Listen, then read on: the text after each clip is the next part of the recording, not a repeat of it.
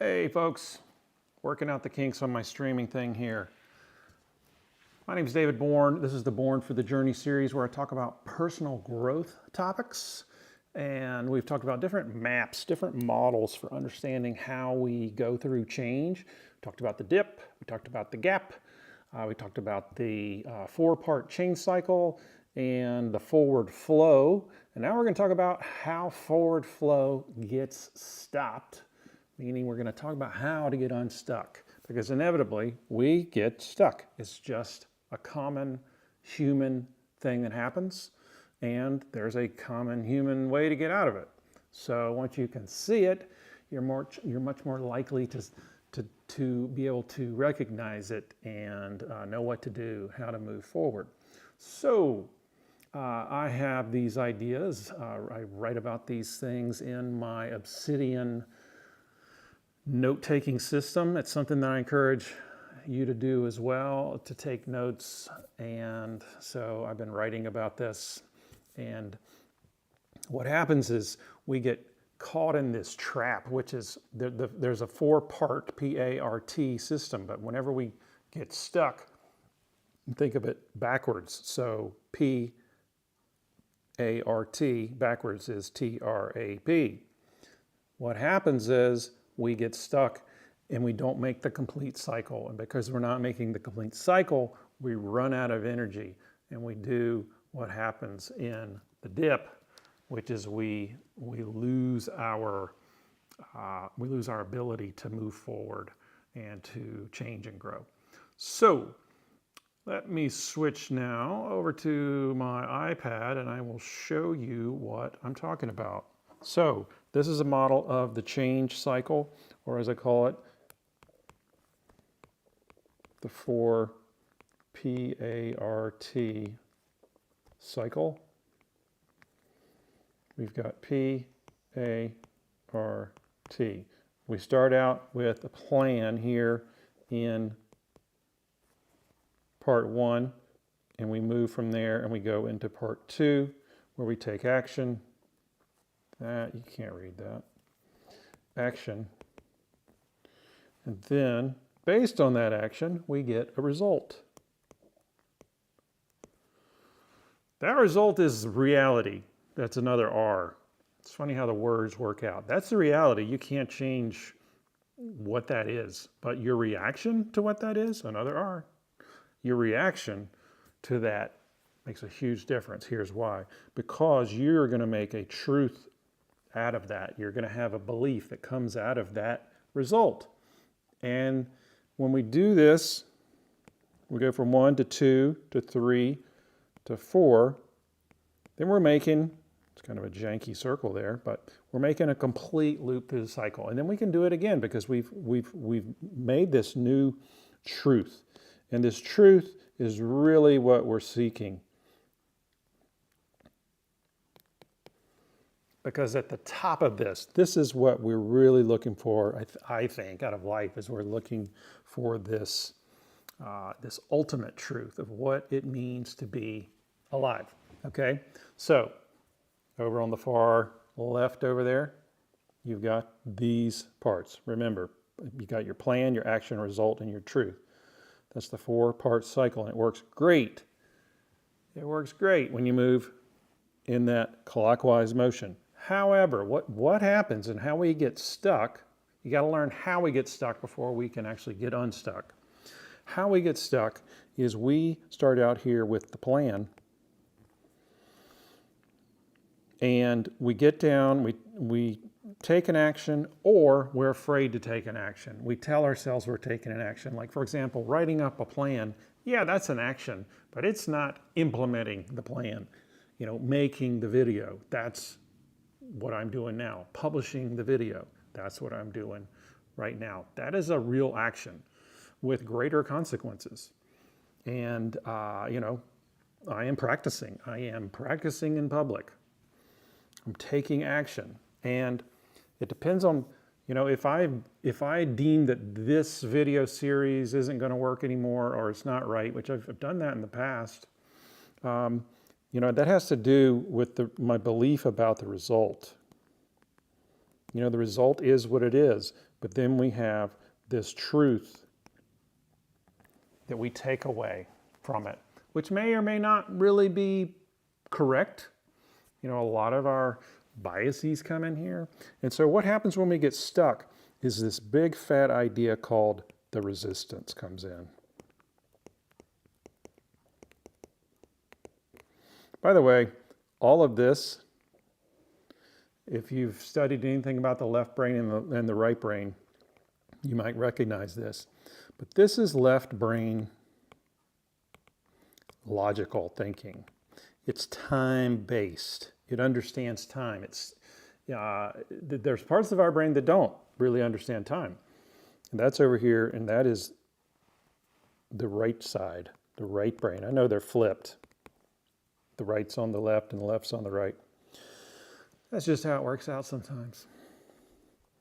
So the right brain is more of let me talk about the other four parts, because there's parts of the self here. There's sometimes I call it the protagonist. That's the hero. You've got the antagonist. I'm going to zoom into this. Gosh, my writing is hard to read. Sorry about that. With this pen, I've got to find a better pen. You've got the antagonist, protagonist, antagonist.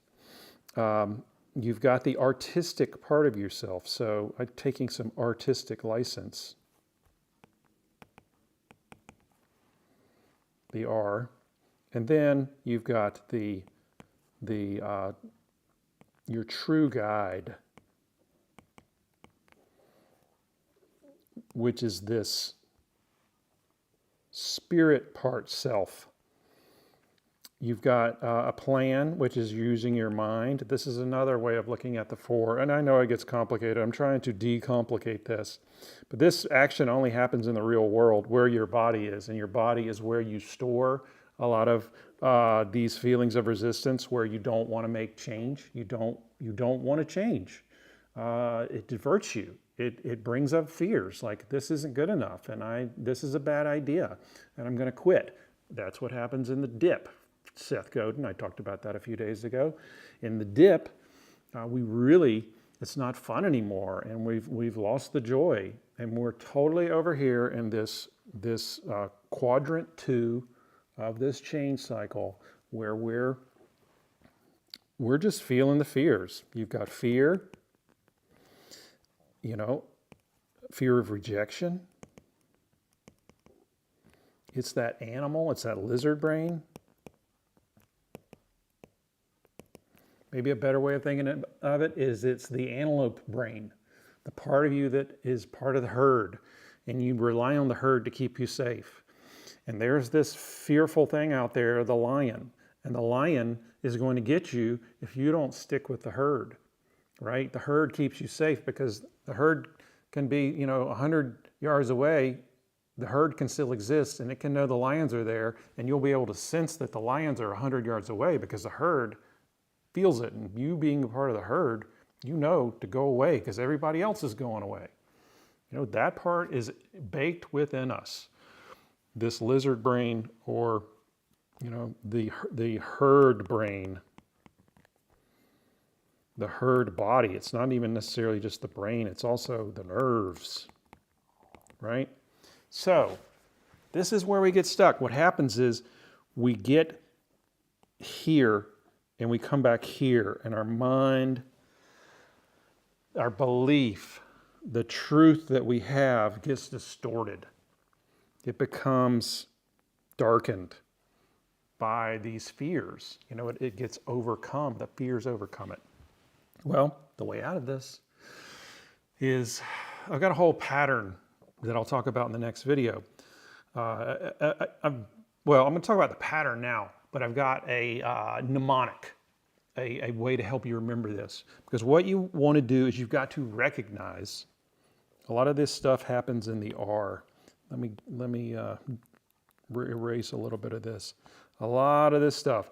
In phase 3, you got to get into phase 3, and you've got to understand, you've got to take the action first of all, so that you can get into phase 3. Because if you don't take the action, you can't have a real result. you know. So this result is something that you will evaluate, and you have to remember using your right brain, which is not time-based. It's not focused on time. It doesn't see this future where you're going to get hurt because the lion's going to get you. It just sees, hey, this is fun. This is cool. I really love this. Like, I'm doing this project. I've got to tell myself now, you know, hey, I got this done. Look, I've got all these cool tools. I'll do a video about all the cool tools. I got it all set up and it's working, and you know, sometimes the camera dies or the audio's not on, which I recorded the last 6 minutes with no audio. Well, I didn't stop. I just redid it. You know, this is version 3 or 4. I couldn't get the streamer to work. These are all things that, you know, you're kind of going around in circles and circles and circles and circles and circles. If you can just not get stuck and stop, then you can have this spiraling, which eventually it will launch you into this real true self where you really want to be. And you can move to this new place where you have actually learned it and you're an expert, or at least you feel really confident and you've got courage that you've gained by, how do you gain courage? Well, you keep telling yourself, I can do this, by doing it. You may need to make it smaller. I needed to make this video series smaller and more manageable by not editing it. I don't edit these. I just send them to YouTube. I send them to the cloud unedited. You know? The great news is that I'm getting them done and I'm talking about these ideas. So, I'll talk more about this in the next video, but there's some R's to help you to get out of this. First, you've got to recognize. Actually, you've got to realize that you're in the loop. Realize your eyes get engaged. You see it, okay? Then, this is one R. The second R is you, I just made this up today. I've known these concepts, but I realized, wait a minute, there's 4 R here's. There's the realize, but then you recognize. And this one's important.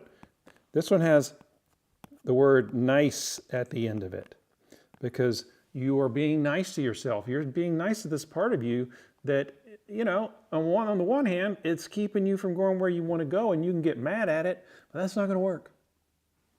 You cannot be mean to yourself and make this really work in a super creative way, right? Beating up yourself might work in the short term a little bit, but it doesn't work in the long term, right? You've got to be nice. You've got to recognize this resistance, say, hey, thank you for trying to keep me safe. It's not really a lion out there. It's just a video that just a few people are going to watch anyway. And I'm really just learning. And so it's just cool that I get to do this. This is really nice. You recognize that part of you. Then you can go into 3 and you can relax. You relax this body. You relax this body over here that has this resistance in it. You know, the things we can talk about with the vagal nerve theory and relaxation. Meditation can really help with this. Meditation helps in all of the 4 quadrants, but in this sense, just the relaxing, it just calms. It calms it all down. It lets you know, hey, it's going to be okay. And then we go to 4, and we can talk about, let's see, realize, recognize, relax, and very importantly, release. What are we releasing? Well, we're releasing these fears that we're going to be rejected. We're releasing these fears that we're not going to be accepted, that we're releasing, you know, the numbers, like, okay, 4 or 5 people are going to watch this video. Why am I doing it if only 4 or 5 people are going to watch the video? I need more than that. No. I don't care if anybody watches it. I don't care if it's 0. That's not totally true. There's a part of me that cares. But the part of me, the true self, doesn't care at all, because I'm enjoying this process, whether or not someone watches. It doesn't really matter to my deepest, truest self who just wants to do this. So I can release that and know that it's all going to be okay. All is okay. It's all good. So, what's next? Well, ask yourself, what am I working on? What am I working on? Where am I getting stuck? Where can I use this? Get a piece of paper out. It doesn't have to look like a mess like this, but you know what? A mess can be good. Write out your problem. Write out your solution. How are you going to get there? What's the action you're going to take? If it's not working, how can you make that action smaller and safer to that part of you that's not letting you do it? How can you move forward? I know you can do it. I'm doing it. I've seen so many people do it in the past. There's so many different models that show that this works. This is just a model that takes into account the 4 parts of the self: the mind, body, the heart, the spirit. It focuses on that spirit and relying on that as a part of us that sees the whole picture and that sees the connection to all things and recognizes, you know what, it's okay. You know what, there's a goodness here that I'm working toward, and I'm going to make mistakes, and that's good. You look forward to making the mistakes because you see they're not really mistakes. They're just part of the journey. So, thanks for being here on the journey with me. I'm David Bourne. Hope that helped.